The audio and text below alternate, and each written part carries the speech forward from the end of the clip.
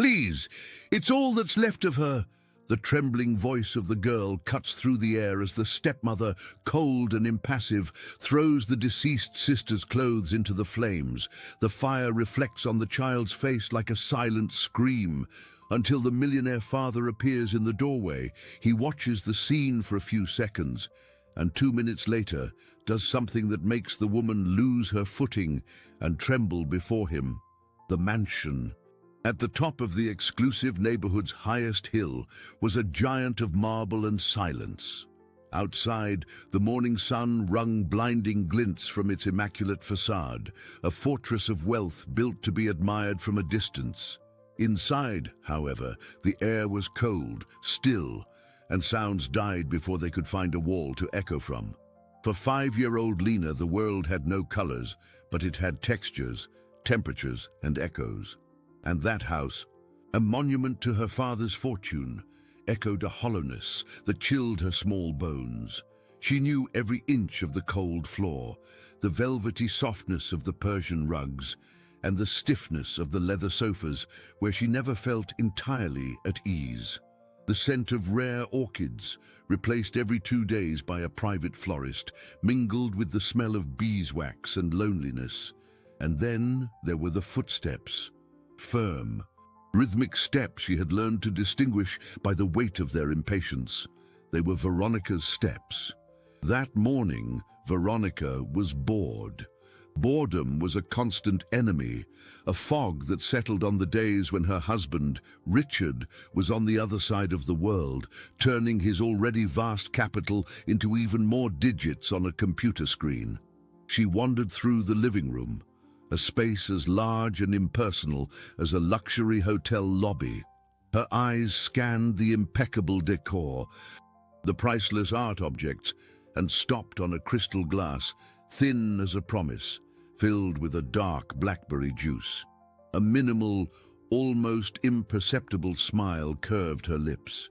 With a deliberate, almost lazy motion, she let it slip from her fingers. The sound of shattering crystal was sharp, a dissonant note in the house's silent symphony. The dark liquid spread across the white marble like an open wound. "Lena, darling, come help Mommy." Veronica's voice was honey, pouring down the hallway. Upon hearing the word Mommy, Lena's little heart leaped. It was a word Veronica rarely used, like a treat offered to a trained animal. The girl came quickly, her bare feet making almost no sound. Her little hands were outstretched, her fingers brushing the air to feel the way. She stopped a few feet from the stain. The sweet, acidic smell of the juice filled her nostrils. "Oh, what a disaster," Veronica said, her tone one of false lament. "Mommy was so clumsy. Will you help me clean it up, my angel? I want to teach you how to take care of our home." Lena smiled, a pure smile, anxious to please. "Yes, I'll help." She knelt, feeling the cold of the floor through the thin fabric of her dress. Her small hand searched for the cloth she imagined Veronica would give her, but no cloth came. "With your hands, darling." Veronica's voice was calm, but with an undercurrent of steel. "So you can feel the mess. That way, you'll learn not to make another one." Confusion crossed Lena's face, but the fear of being a bother, of being a burden, was greater than any doubt. She hesitated for a moment, and then, obediently, plunged her fingers into the cold, sticky puddle. The sensation was horrible. The chilly liquid seeped under her nails, staining her pale skin. She tried to gather the juice, pushing it with her palms, but the stain only spread. Veronica watched, standing, her expression perfectly neutral. Her arms crossed. There was a shadow of satisfaction in her eyes, the satisfaction of someone reaffirming their power over something fragile. The girl continued her useless work, her white dress now stained purple at the knees. The silence was heavy, broken only by the soft sound of her hands rubbing against the marble. After a long moment, Veronica turned and left the room without another word, leaving Lena alone, on her knees. In the middle of that vast, white and soiled expanse, And in the silence that followed, Lena understood, for the first time, that the sharpest cold in that house did not come from the marble floor. The days that followed were marked by an even denser silence. Lena moved through the house like a miniature ghost, her hands almost always close to her body, the fear of touching something forbidden becoming a second skin. She learned to map the empty spaces, the safe distance between herself and the crystal vases, between her small feet and the rugs that were not to be stepped on. The humiliation of the blackberry juice had left an invisible stain on her soul, a constant reminder that any mistake, no matter how small, was a grave failure. Veronica, for her part, watched. She saw the girl cower, the way she flinched when her voice was a little too loud, and she felt a pang of triumph. It was working. The process of erasing the other woman's traces involved remaking the child in her own image, submissive, silent, and, above all, aware of her place. The perfect opportunity for the next step came on a sunny afternoon when boredom once again descended upon Veronica. From the library window, she saw Lena in the garden. It was one of the few places where the girl seemed to relax. With her bare feet on the soft grass, she guided herself by the scent of the flowers, touching the petals of a rosebush with a delicacy that bordered on reverence. It was a moment of pure innocence, a silent dialogue between the child and nature. To Veronica, however, it was a provocation.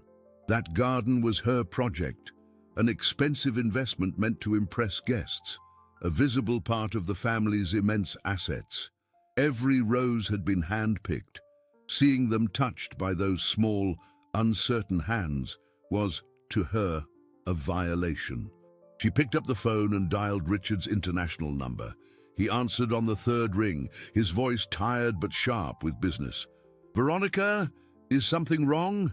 I'm in the middle of a meeting about the investment funds." "No, darling, everything's fine," she replied, her voice laden with false sweetness. "I don't want to interrupt your business. I know how important the return on those assets is for our future. It's just about Lena." She paused dramatically.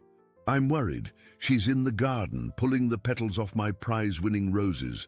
I talked to her, Richard, with all the kindness in the world, but she doesn't seem to understand boundaries. She needs structure, rules. With you so far away, busy growing our fortune, I feel the responsibility is all mine." On the other end of the line, Richard sighed. He pictured spreadsheets of profits and dividends, the cash flow of his companies. The last thing he wanted was a domestic problem. "Do what you have to do, Veronica. You know best. I trust you. Her education is the most important investment." Those were the magic words. "Thank you, my love. I knew you'd understand." She hung up the phone with a victorious smile and walked toward the garden. Her steps on the grass were firm, determined. Lena sensed her approach and shrank back, her little hand still hovering near a red rose. "Lena," Veronica's voice was soft, but cutting. "What have I told you about touching what isn't yours?" "I was just smelling it," the girl whispered, her voice trembling. "You were disobeying," Veronica corrected, taking the girl's hand with a firmness that made her flinch. "Your father and I spoke. We agreed you need to learn to respect things. Beautiful things are not meant to be spoiled." She led her inside, silently, to the playroom. On a shelf, there was a small wooden music box, a gift from the mother Lena barely remembered. The girl touched it every night before sleep, its gentle melody her only company. Veronica picked up the box. "Until you learn to value what you have, you cannot have things that bring you joy." With a metallic click, Veronica put the music box in the highest drawer of a wardrobe and locked it. The key disappeared into her pocket. "This will stay here until you become an obedient little girl. It's for your own good." She left, closing the door behind her.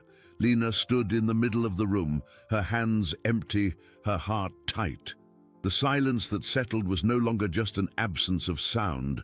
It was a punishment, an invisible wall that separated her from the only melody that still connected her to a past filled with love. The nights became the longest. Without the familiar melody of the music box, the silence in Lena's room was a dark, endless ocean. She would curl up under the Egyptian cotton sheets, trying to recreate the song in her mind. But the memory of the sound would fade, replaced by the echo of Veronica's words. Until you learn to value what you have. Value. The word was a puzzle. She valued the warmth of the sun on her face, the soft touch of the grass, the melody that made her feel less alone. But the things in the house, the cold, untouchable objects, she had only learned to fear. Obedience became her only shield. She began to move with redoubled care, hands behind her back, head bowed, a small satellite orbiting Veronica's universe of rules, desperate not to collide with anything. 2 days later, the sound of thin, polite laughter floated from the living room. Veronica had a guest, Eleanor, a woman as elegant and empty as the hostess herself. They talked about the success of the latest charity auction, where the social return on investment seemed as important as the financial one for their multi-millionaire husbands. They discussed the latest fashion trends from Paris and the difficulty of finding staff who didn't question orders. Lena listened from a distance, sitting on the bottom step of the staircase, a place she considered safe. Thirst scratched at her throat. She knew she should ask one of the maids, but the memory of Veronica's voice on the phone with her father paralyzed her. She needs to learn boundaries. Asking for help would be another bother, more proof of her incompetence. She would be a burden. Seized by a fragile courage, she decided she would do it herself. She slipped silently into the kitchen, a sanctuary of stainless steel and black marble. The silence there was different, buzzing with the contained energy of expensive appliances. Her fingers found the refrigerator door and she opened it, feeling the cold air on her face. With her other hand, she felt along the countertop until she found a glass. It was heavy, thick crystal, one of those Veronica insisted on using daily because, as she said, wealth should be felt in every detail. Lena filled the glass with water, the sound of the liquid seeming far too loud. With both hands, she clutched the precious object and turned. That's when her bare foot slipped on an invisible drop of water on the polished floor. The sound of the crystal shattering on the marble was like a gunshot in the heart of the house. For a second, Lena felt nothing but the icy shock of the water on her legs. Then panic flooded her, an overwhelming wave that left her breathless. I broke it. I broke something expensive. Dad doesn't like messes. Veronica will be furious. The fear was so intense, it supplanted any other sensation. Instinctively, she knelt, her trembling hands searching for the shards, a desperate repetition of the juice scene. She had to clean it up, hide it, erase the mistake before Veronica arrived. That's when she felt the sharp sting. A sharp shard sliced the tip of her index finger. Blood welled up, hot and thick, but the physical pain was nothing compared to the terror of what was to come. The blood was another stain, more proof of her failure.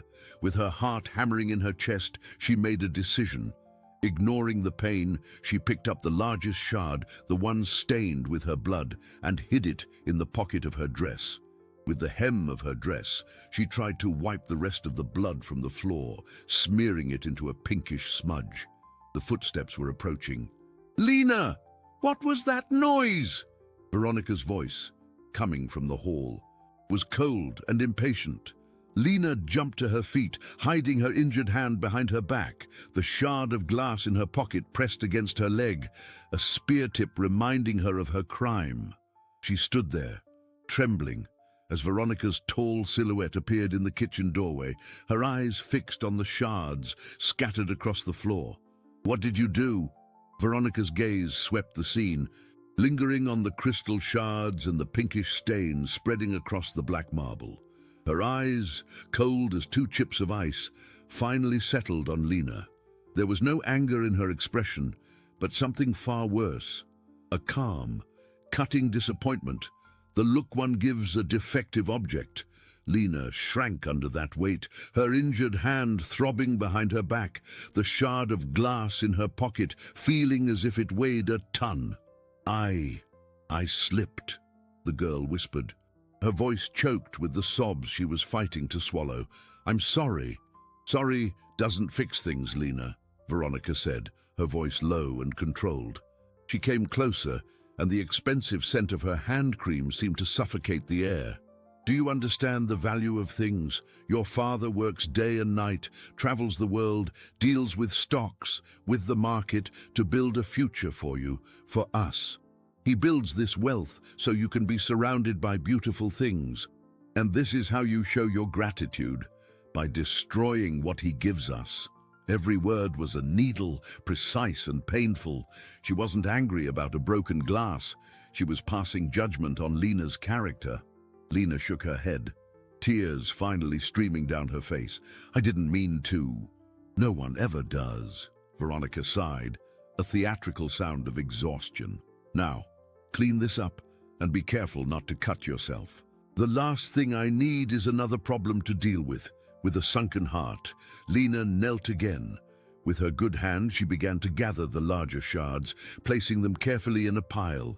The injured hand remained hidden, clenched into a fist, but the blood, stubborn, found a way through, and a small red drop fell onto the dark floor.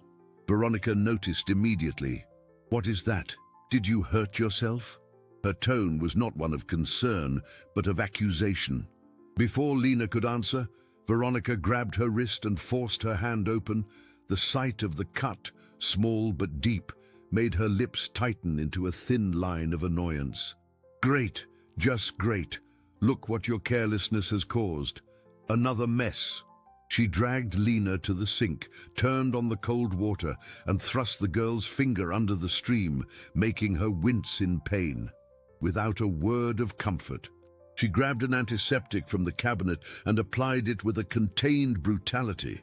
Lena bit her lip to keep from crying out. Veronica's touch was not that of someone caring, but of someone impatiently fixing a broken object. After applying a tight bandage, she gave her a light shove. "Go to your room. Let me handle your mess." Humiliated and with her finger throbbing, Lena went upstairs. The silence of the house seemed to accuse her. The days dragged on, each a grey copy of the one before. The bandage on Lena's finger was a small white beacon in her world of darkness, a constant reminder of her mistake. She moved with the caution of a frightened animal, hands always behind her back, ears tuned to the slightest sound that might signal Veronica's approach. The house, once merely quiet, now seemed to hold its breath, a conspirator in the constant surveillance she was under. Lena spoke less and less, eating what was given to her without a word, accepting the silence as a penance. She spent hours sitting on her bedroom floor, her toys untouched, trying to be as quiet as possible. Being quiet, she decided, was the first step to not being a bother. If she didn't make noise, maybe she wouldn't break anything. If she didn't touch anything, maybe she wouldn't make a mess. One afternoon, as a light rain tapped against the mansion's giant window panes, Lena felt a deep thirst. The kitchen, the scene of her last disaster, was forbidden territory in her mind, but her dry throat compelled her. She left her room, gliding down the hallway like a shadow.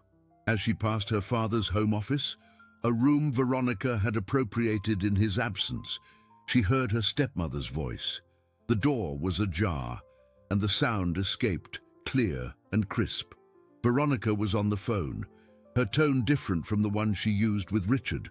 It was a voice of confidence, tinged with vanity. "Yes, Eleanor, it's working perfectly," she was saying, with a low laugh. "It's a matter of patience and method. Richard gave me a blank check. He's so focused on his business, on the profitability of his assets, that he barely has time to breathe. He called me yesterday from somewhere in Europe, talking about how the cash flow has improved after a new investment. Euros, dollars. The family's net worth just keeps growing. But what good is all this wealth if the house isn't in order?" There was a pause. Lena held her breath, her heart beating erratically. The girl. Oh, she's learning. It was a challenge at first, that silent stubbornness. But she's starting to understand that the world doesn't revolve around her. You have to be firm. By the time he gets back from Asia, she'll be used to obeying me. The words hit Lena with the force of a physical blow. She shrank against the cold hallway wall, her hands pressed to her mouth to stifle a sob. She didn't understand the malice, the envy, the power play. She only heard the part her 5-year-old brain could process. By the time he gets back, she'll be used to obeying me. The phrase repeated in her mind, twisting and turning into a terrible, unshakable truth. Obeying wasn't just about not breaking glasses or not touching the roses. It was a condition, a test, a chilling fear, much deeper than the fear of Veronica's punishments, took hold of her. It was the fear of losing her father. In her small logic, the equation was simple and devastating. Her father loved her. Veronica was in charge while he was away. If she wasn't obedient, Veronica would tell him. And if he knew she was a disobedient girl who caused trouble, who broke things and dirtied the house, he would be sad, he would be angry, and worst of all, he might leave her. The idea was so monstrous it left her breathless. He would leave her with Veronica forever in that cold, silent house. She retreated, step by step, back to her room, the sound of Veronica's laughter echoing in her ears. She sat on her bed, her body rigid, her hands clenched into tiny fists. From that moment on, a solemn promise formed in her frightened heart. She wouldn't just be quiet, she would be perfect. She would give Veronica no reason, however small, to complain. She would become the most obedient girl in the world. She would be invisible, flawless, a ghost of perfection. Also that when her father finally returned, he would find her worthy of his love. The deadline was set. The countdown had begun. Lena's promise of perfection transformed the household routine. She woke before sunrise, her internal clock set by a precise fear. She dressed herself, her nimble fingers buttoning the impeccable dress, her socks perfectly aligned. At the breakfast table, she sat erect, eating in silence, without dropping a single crumb. She became an expert in anticipation. She could feel Veronica's mood from the vibration of her footsteps on the floor above. If the steps were fast and hard, Lena would shrink into her room. If they were slow and dragging, she knew her stepmother's boredom would soon find a target, and she tried to be even more invisible. Her only escape, her only confidant, was a small brown teddy bear with one button eye hanging loose and its fur worn in patches. His name was Barnaby, a gift from her father from one of his first trips. At night, under the covers, she would whisper to him, telling him about her day, about how much she missed her dad, about the promise she had made to herself. This new, frightening perfection of Lena's, however, began to deeply irritate Veronica. The girl's silent obedience was almost an act of defiance. There were no flaws to correct, no mistakes to punish. Lena had become a smooth, polished surface where Veronica's cruelty could find no purchase. The frustration grew in her like a weed. One morning, while on the phone with Eleanor, her impatience boiled over. "I don't know what to do with her, Eleanor. She's become a little statue. And Richard, oh, he's on another planet. Yesterday he was telling me about the performance of some tech stock, then about the potential of Bitcoin as if it were the new gold. His net worth in dollars just multiplies, but at what cost? I'm stuck here, managing this house and this child." That afternoon, Veronica entered Lena's room without warning. The girl was sitting on the floor, her back to the door, with Barnaby in her hands. She was whispering softly, her head bent toward the bear. "It won't be long now, Barnaby. Dad will be back soon, and he'll see how good I am. He'll stay." "Who are you talking to?" Veronica's voice cut through the air. Lena jumped, the little bear falling from her hands. She turned, her face pale. To no one. To Barnaby." Veronica approached, her eyes narrowed. She picked up the bear from the floor, holding it with her fingertips as if it were something dirty. "I heard you. You were talking about your father, whispering secrets, weren't you? plotting things behind my back. She was twisting the innocence of the scene, turning it into a conspiracy. "No!" Lena said, desperation in her voice. "I just miss him." "Missing him is a distraction," Veronica declared, a decision forming on her face. "This old, dirty thing is keeping you from focusing on what's important, your responsibilities, your obedience. As long as you have these childish attachments, you will never mature." With deliberate calm, she walked to the tall wardrobe, the same one where the music box was locked away, and tossed Barnaby onto the highest shelf, out of Lena's reach. "He'll stay there, with your other distractions. Maybe now you'll understand that the real world requires focus, not whispering to dolls." Veronica left, leaving Lena standing in the middle of the now completely silent room. The loss of Barnaby was the loss of the last friendly voice, the last touch of comfort. She was, finally, entirely alone. Thousands of miles away, in a hotel room in Tokyo, Richard ended the video call that sealed the biggest deal of his career. The screen went black, reflecting his tired face. Millions of dollars had been added to his empire. He should have been ecstatic, but he felt a cold emptiness in his chest. He picked up his phone and opened a photo of Lena, taken almost a year ago. She was smiling, her face turned toward the sound of his voice. A wave of guilt and a piercing sense of longing hit him with the force of a punch. What was he doing? Amassing a fortune for a daughter he barely saw. The money, the interest, the dividends, none of it mattered in that moment. With an impulsive move, he called his personal assistant. "Yumi, cancel the meeting in Shanghai, and the one in Singapore too. Change my flight home as soon as possible. I'm going home, now." Barnaby's absence left a hole in Lena's universe. The bear wasn't just a toy, he was an archive of her secrets, the only listener who didn't judge her. Without him, the loneliness became a physical presence, a weight on her chest. Yet, fear was a more powerful motivator than grief. The countdown to her father's return continued in her mind, and each day that passed without incident was a small victory. She became a model of behavior, a shadow moving through the house without leaving a trace. And this perfection was, to Veronica, the most infuriating of affronts. She felt like a hunter facing prey that refused to run. Lena's submission was so complete, it became a form of passive resistance, a mirror reflecting Veronica's cruelty back at herself. The need to break that spirit, to provoke a reaction, a flaw that would justify her contempt, became an obsession. That morning, the house was especially silent. The air was still and heavy, heralding a storm. Veronica wandered through the living room, boredom gnawing at her edges. She looked at her phone, thinking of calling Richard, perhaps to complain about something, perhaps just to hear the sound of his distant voice. A confirmation that her connection to his business empire was still intact. He was a billionaire now, not just a multimillionaire, a distinction that mattered in her circles. His assets were spread across treasury funds, high-tech stocks, and even cryptocurrency, a concept she barely understood, but which sounded like power.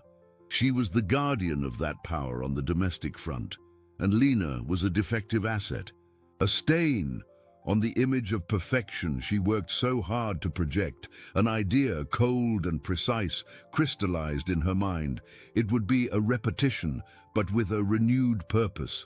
A final lesson, the harshest of all, to cement her authority before Richard returned and saw the new Lena, the version she had molded. She went to the kitchen and filled a crystal glass with the same dark blackberry juice. The thick, purple liquid looked like royal blood in her hand. She walked with deliberate steps to the center of the grand entrance hall, the heart of the house, where the white marble was most vast and unforgiving. "Lena!" her voice called out, no longer honey, but a command coated in false kindness.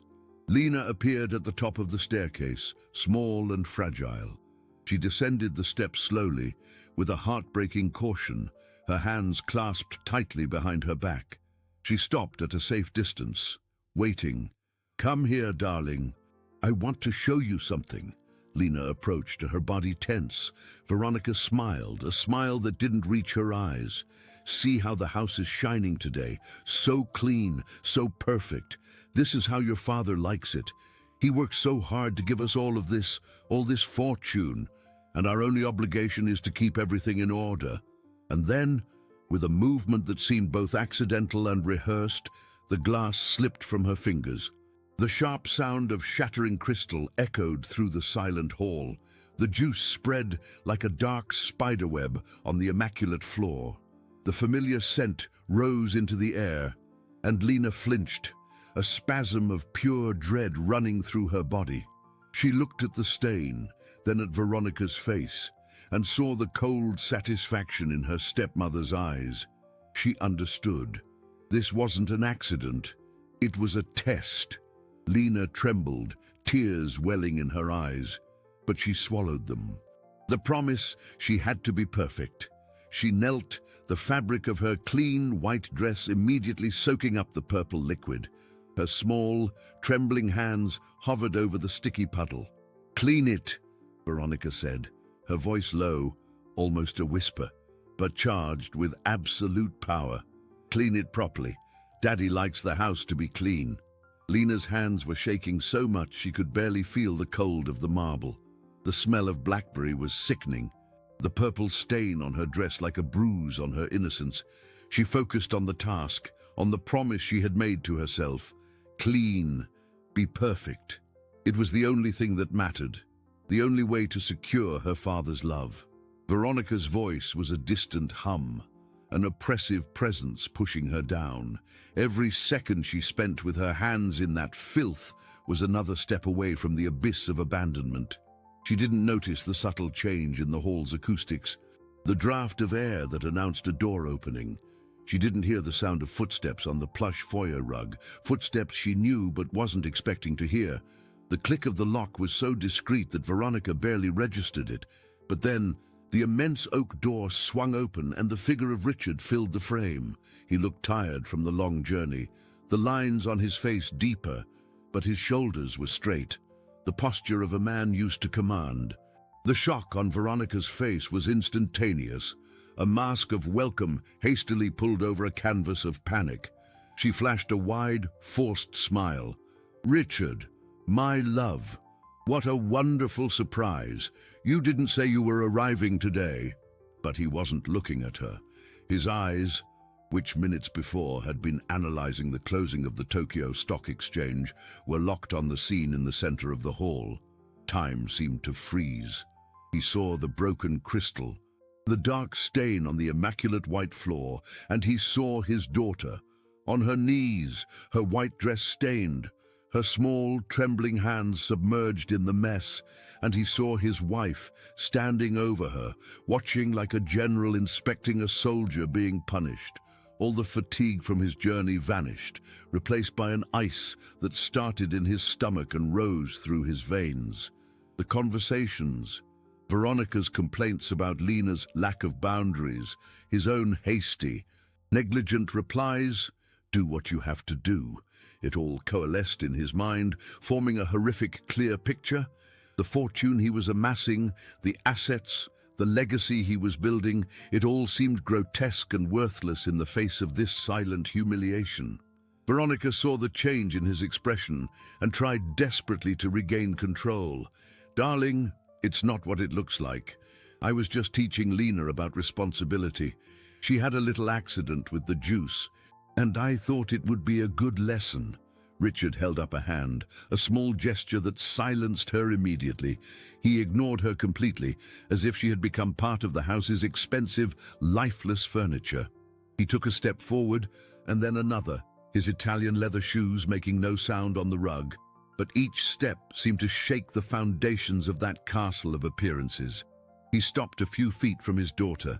His voice, when it finally came, was not loud, but it had the cold, hard edge of a diamond. "What is going on here?" Lena heard her father's voice, and her small body tensed. He was here, early. She wasn't ready.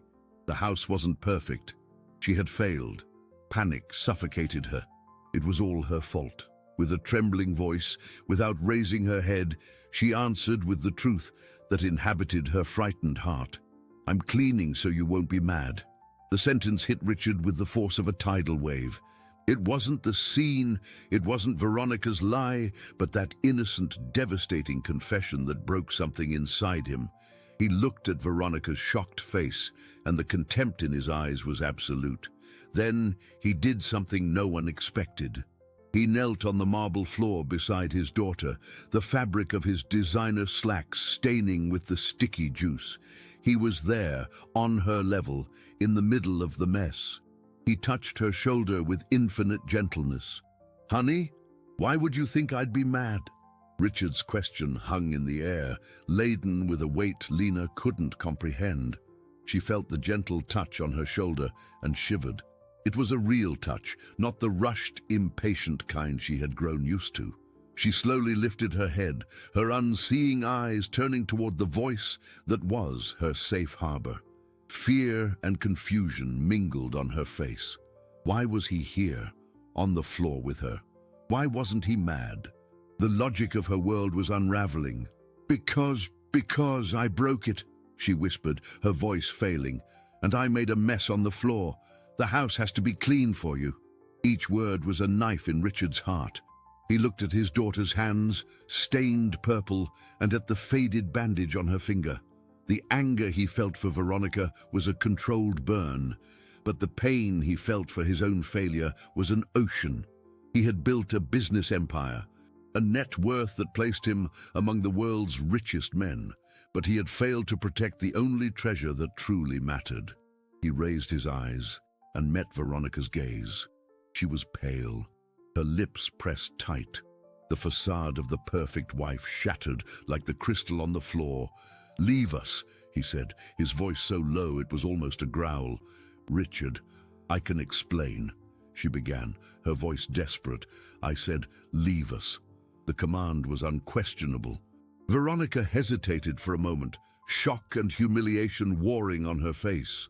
Then she turned and walked out of the hall, her stiff steps echoing her defeat. Alone with his daughter, Richard felt the enormity of his neglect. He had left her in this marble mausoleum, believing that money and security were substitutes for presence, for love.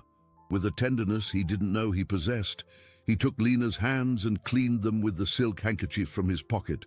"Oh, this is just a flaw, sweetheart," he said, his voice thick with emotion.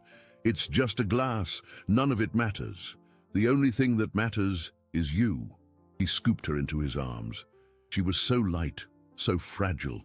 She burrowed into his chest, her body still trembling, and for the first time in a long time, she allowed herself to sob. The sobs were small and contained at first, then they came with the force of a bursting dam, releasing weeks of accumulated fear, loneliness and sorrow. Richard held her tight, rocking her, whispering words of comfort that felt inadequate and overdue. He carried her upstairs, past the living room where Veronica stood, motionless as a statue. He didn't look at her. In his own bedroom, a sanctuary of neutral tones and understated luxury, he set her down on his bed. The contrast of the small, stain-dressed figure against the fine threaded sheets was stark. He needed to understand the depth of the damage. "Lena," he said softly, sitting beside her, did she ever hurt you?" Lena shook her head. It wasn't a lie. Veronica had never hurt her physically. Her cruelty was of a different nature, more subtle and perhaps more devastating. She just teaches me to be good." Richard closed his eyes. The simplicity of that sentence revealed everything. He looked around the room, at the testament to his wealth, the expensive watches, the business books, the phone that connected him to a multi-million-dollar cash flow, and he realized, with a painful clarity, that he was living in a world of emotional liabilities, of debts that couldn't be paid with dollars or euros. His greatest failure wasn't trusting Veronica. It was convincing himself that love could wait, that the investment in his daughter could be deferred. He had outsourced affection, And now he was seeing the devastating returns on that decision. He stood up, resolution solidifying in his heart. The silence, the order, the fear, it would all end right now. He walked to the intercom and pressed the button that summoned the head housekeeper, Mrs. Almeida, a woman who had been with the family for years, but whose silence he now understood was born of fear. Mrs. Almeida, his voice was firm. Please ask all staff members to come down to the entrance hall. Now. Richard's summons reverberated through the mansion, breaking the tension with the authority of a thunderclap. Within minutes, the staff began to assemble in the grand entrance hall. The head housekeeper, Mrs. Almeida, her grey hair in a tight bun, the driver in his impeccable uniform, the two maids in their starched aprons, and the gardener, nervously twisting his cap in his hands. They lined up near the wall, their eyes downcast, apprehension visible in every posture. They knew something seismic had occurred. Veronica was there too, near the base of the stairs, trying to reassemble her mask of dignity, but her pale face and the tremor in her hands betrayed her. Richard descended the stairs slowly, holding Lena's hand. The girl, now in a clean dress, clung to him, her small anchor in a sea of uncertainty. He stopped in the center of the hall, the same spot where, less than an hour ago, his daughter had been on her knees. He looked at the faces of his employees, people who lived and worked under his roof, silent witnesses to what had happened here. He saw the fear in their eyes, and guilt struck him again. Their silence had not been out of loyalty to him, but out of fear of Veronica. He took a deep breath. This would not be a private confrontation. Lena's humiliation had been subtle, but the reparation had to be public, clear and definitive. I apologize to all of you, Richard began, his voice calm but resonating with unshakable power. I apologize for not being here, for not seeing what was happening in this house. He paused, letting the weight of his words settle. I believed that providing luxury and security was enough. I was wrong. My daughter's well-being is my only priority. It's the only investment that truly matters. He turned to Veronica. His gaze no longer held the cold anger from before, but an icy distance, the assessment of a CEO cutting a toxic asset from his portfolio. Veronica, he said, and the use of her name, without any term of endearment, was like a sentence. From this moment on, you will never be alone with my daughter again. You will give her no more orders. Your responsibilities in this house are terminated. A collective, almost inaudible gasp went through the line of staff. Veronica took a step forward, her face contorted with disbelief and fury. Richard, you can't do this. This is absurd. You're humiliating me in front of the staff over a childish whim. It wasn't a whim, he replied, his voice still controlled. It was what I saw with my own eyes. I saw my daughter on her knees, cleaning a mess you made on purpose because she was afraid of making me mad. This castle of vanity you've built has crumbled today. He turned to Mrs. Almeida. Mrs. Almeida, from now on, you will answer only to me. You and your team will ensure that Lena has everything she needs, and above all, you will ensure she is never left alone with Mrs. Richard. The fall was devastating. For a woman who lived by appearances, who measured her worth by the power she wielded over others, being publicly stripped of her authority in front of those she considered her inferiors was the final blow. Her castle had cracked, and everyone was there to witness it. She looked at the faces of the staff and, for the first time, saw not fear but a flicker of relief, perhaps even pity. She was exposed, stripped of her power. It's over, Veronica, Richard said, with a finality that left no room for argument. Later that night, after a tense silence had settled over the house, Richard went to give Lena a bath. In the tranquility of the bathroom, away from the drama of the hall, he had expected to see relief on his daughter's face. But she was quiet, huddled in the warm bathwater. His victory didn't seem to have reached her. He was carefully washing her hair when she spoke, her voice small, almost inaudible against the sound of the water. Daddy, Were you sad with me? The question hit him like a punch to the gut. He stopped, his hand hovering in the air. He had confronted Veronica, dismantled her tyranny, reasserted his place as protector. But the wound, he realized in that instant, was much deeper. Veronica's cruelty was just the symptom. The disease was his abandonment, his silence, the fear he had unintentionally planted in her heart. She still saw herself as the cause of the problem. He had rescued her from humiliation, but guilt still held her captive. In that moment, he understood that just leaving this house would not be enough.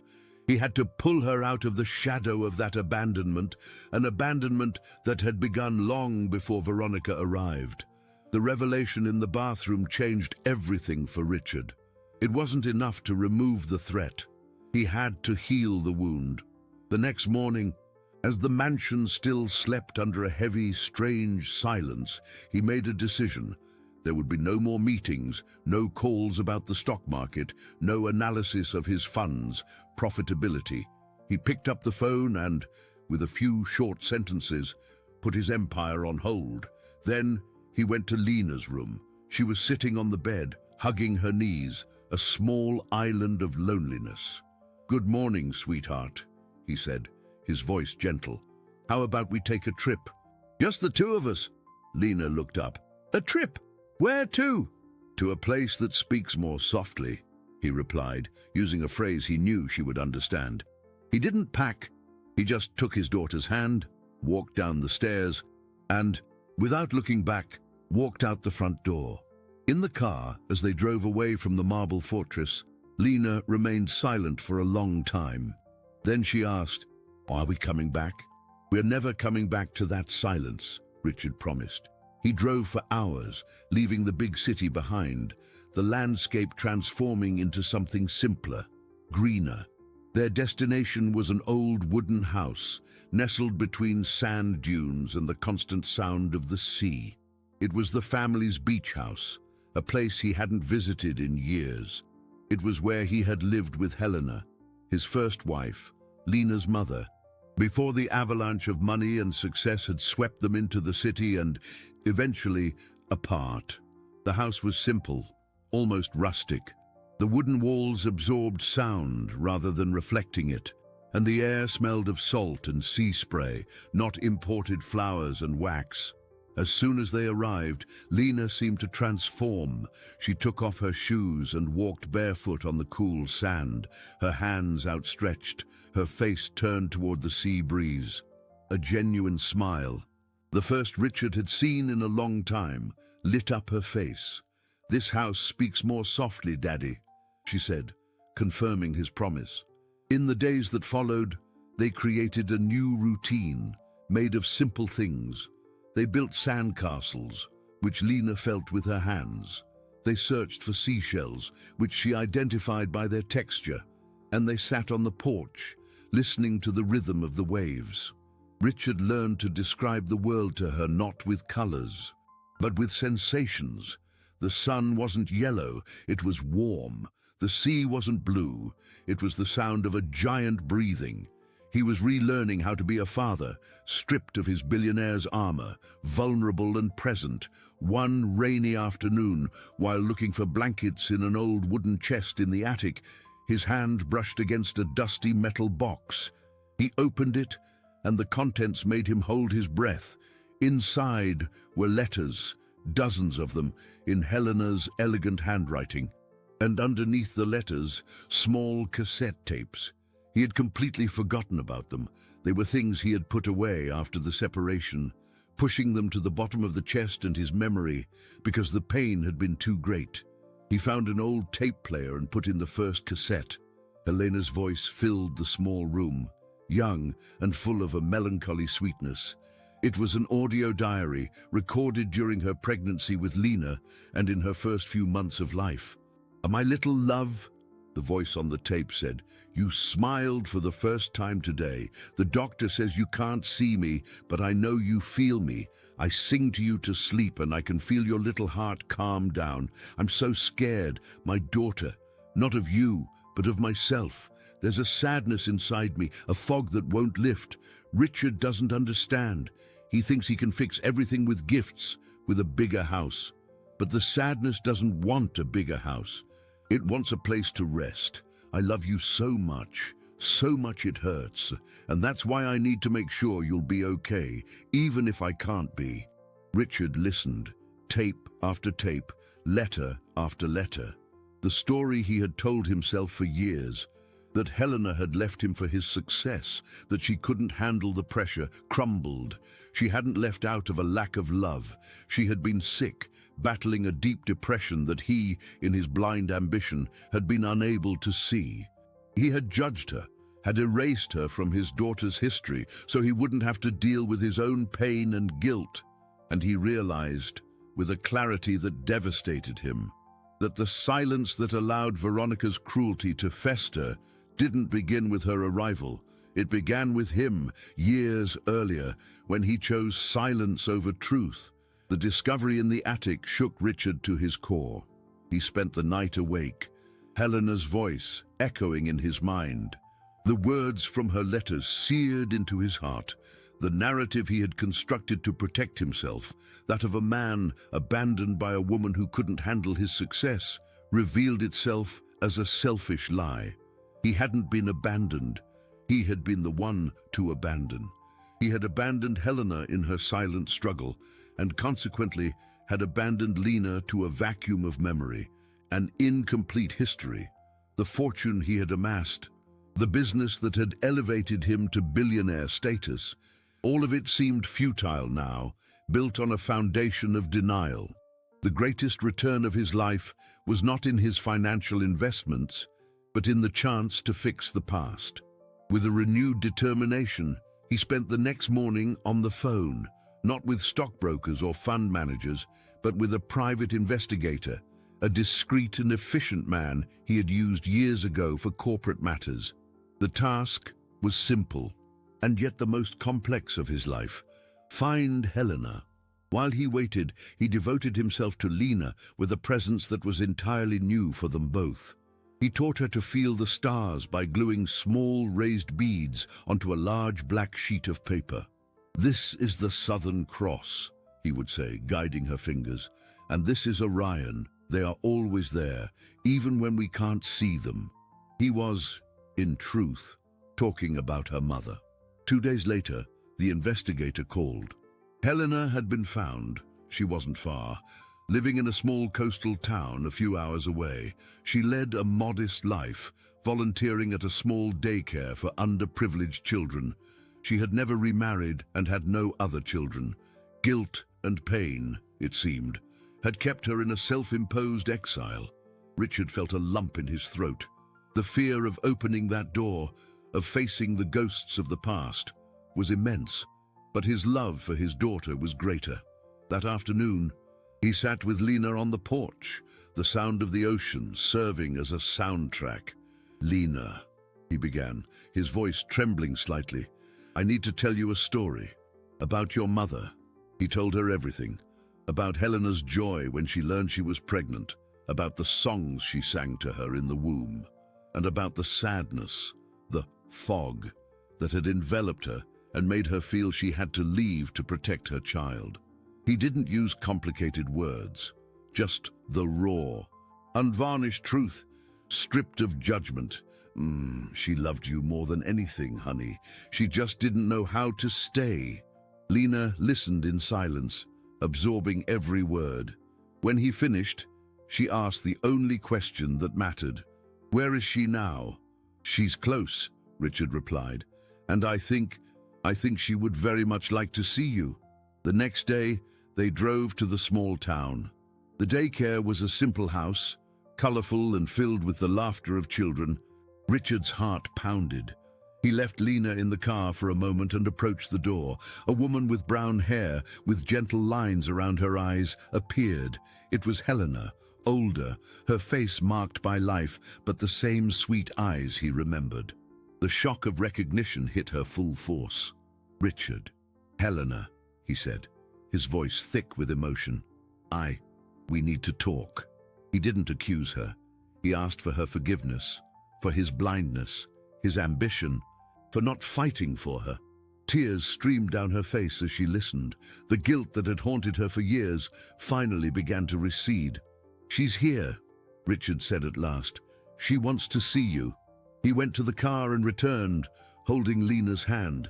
Helena stood in the doorway, her body frozen between longing and fear. Lena stopped a few feet from her, her head tilted, as if listening to something only she could hear. Helena's voice came out as a whisper, as fragile as a dry leaf. "Hello, my love." Lena turned her head toward the sound. She couldn't see her mother's face, but she heard the melody in that voice, a melody her soul somehow recognized. She took a step forward, letting go of her father's hand. Are you my real mommy?" Lena asked, her voice full of an almost unbearable hope. Helena knelt, bringing herself to her daughter's height, the tears now flowing freely. "I always have been, my angel," she answered, her voice breaking. "I just haven't been here." And then Lena smiled and ran into the arms that had been waiting for her for 5 long years. The embrace between mother and daughter was a moment of pure catharsis, the silent healing of wounds both had carried unknowingly. Richard watched, his heart overflowing, feeling at once like an intruder and the bridge to their reunion. In the days and weeks that followed, they built a new dynamic, as delicate as the first buds of spring.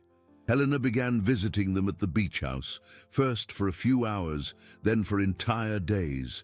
There was no rush, no pressure. The reunion unfolded at Lena's pace.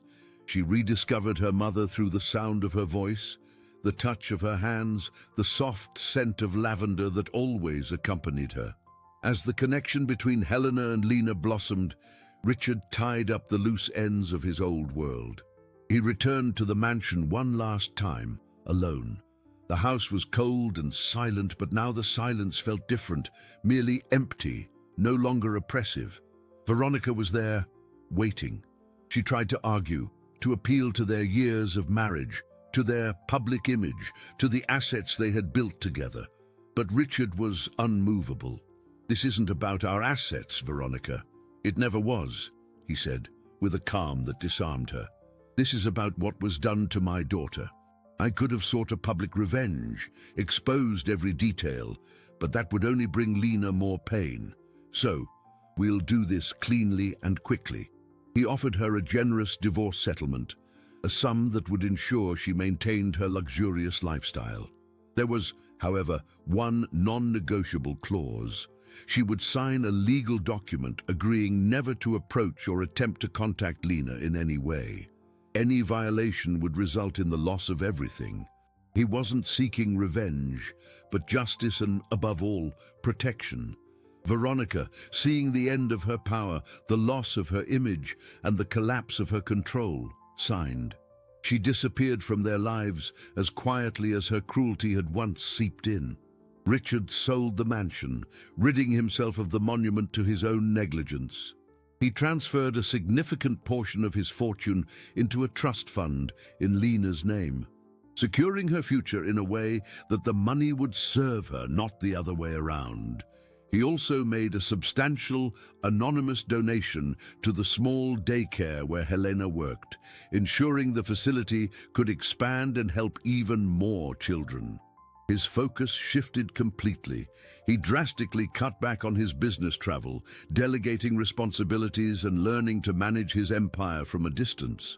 He discovered that true wealth wasn't in the accumulation of more capital, but in the freedom that his already earned capital could provide, the freedom to be present. He and Lena moved to the beach house permanently, renovating it to be more comfortable while keeping its simplicity and warmth. Helena became a constant, loving presence. She and Richard did not resume a romantic relationship. The wound between them was too deep for that. But they found a new kind of partnership, a friendship built on forgiveness and a shared goal, Lena's happiness. They became a family, not in a traditional mold, but in a configuration that worked for them, woven with the threads of resilience and unconditional love. Lena flourished in this environment of love and security. The quiet, frightened girl who moved like a shadow gave way to a curious and joyful child. Her laughter echoed through the wooden house, mingling with the sound of the waves. The fear of being a bother was replaced by the confidence to explore.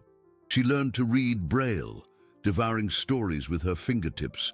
The music box and Barnaby the bear were rescued from the mansion and now held a place of honor in her new room, symbols of a past overcome. One afternoon, as the three of them walked along the beach, Lena stopped and turned her face to the sky, as if she could feel the colors of the sunset. "You know, Daddy," she said, with the serenity that had always characterized her, but which was now tinged with joy. "I used to think I had to be perfect for you to love me. Now I know I don't have to be perfect. I just have to be Lena." Richard and Helena looked at each other over her head, and a deep understanding passed between them. The journey had been painful, but the resolution, the peace they had found, was real and lasting. The conflicts had been resolved, not with shouting and revenge, but with truth, forgiveness, and the patient rebuilding of love. The years that followed at the beach house were woven with the golden thread of normalcy and affection. The rhythm of life was dictated by the tides, not the financial markets. Richard discovered a new kind of success, measured not in dividends or stock appreciation, but in his daughter's smiles and the peace of his own conscience. He continued to manage his businesses, but in a way that served him, not the other way around. He learned that the greatest legacy he could leave Lena was not an investment portfolio, but the certainty that she was unconditionally loved. He and Helena became the best of friends, devoted co-parents, finding in Lena's happiness the redemption for their own past pains. Lena grew up, transforming into an intelligent and compassionate young woman. The absence of sight had sharpened her other senses in extraordinary ways. She perceived the world with a depth most people would never know. She could sense a person's mood by the cadence of their breath, read intentions in the tones of their voice, and find beauty in the texture of a leaf or the warmth of a sunbeam. Her journey, marked by overcoming silent suffering, had forged in her an immense empathy. On a summer morning, her 18th birthday, Lena woke up with an idea. She spent the day working in her room with intense concentration. In the late afternoon, she called Richard and Helena into the living room. In the center of the room, on a table, was a large canvas covered with a sheet. "I have a gift for you," she said, her voice filled with a calm excitement, "for giving me the world." She pulled away the sheet. On the canvas was a stunning work of art. It was a constellation, but not one that existed in the sky. It was a relief painting, made with different textures: coarse sand, crushed seashells, yarn, tiny glass beads. Each material represented a moment in her life. There was the harshness of the marble from the old mansion, the softness of Barnaby's fur, the grainy texture of the beach sand, the sharp points of the stars her father had taught her to see. In the center, 3 smooth, warm shapes made of polished wood intertwined. It was them. "I wanted to feel the sky with my hands," she explained, her fingers gliding gently over her creation. "This is my sky. Every part of it is a piece of our story. The rough parts remind us where we came from, but the soft, warm parts show us where we are now." Richard and Helena were speechless, tears shining in their eyes. The painting was a testament to their daughter's incredible strength and resilience. She had taken the darkness of her world and turned it into a universe of textures and sensations. A map of her journey from pain to healing. The imaginary camera, which once focused on a small, trembling hand cleaning a cold floor, now slowly pulled back. It showed the scene in the beach house, the father, the mother, and the daughter, united before this unique work of art. The brush was now in Lena's hands, and she painted not for anyone's eyes, but for everyone's soul.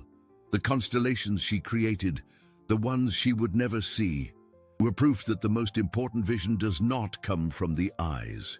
The light of the setting sun streamed through the window, bathing the room in a warm, golden glow. The sound of the waves broke gently on the shore, an eternal lullaby. The journey had been long and filled with shadows, but they had found the light, not in a vast fortune or a perfect facade, but in the simple, profound truth the blind girl had taught them from the start. Love is not what you see, it's what remains.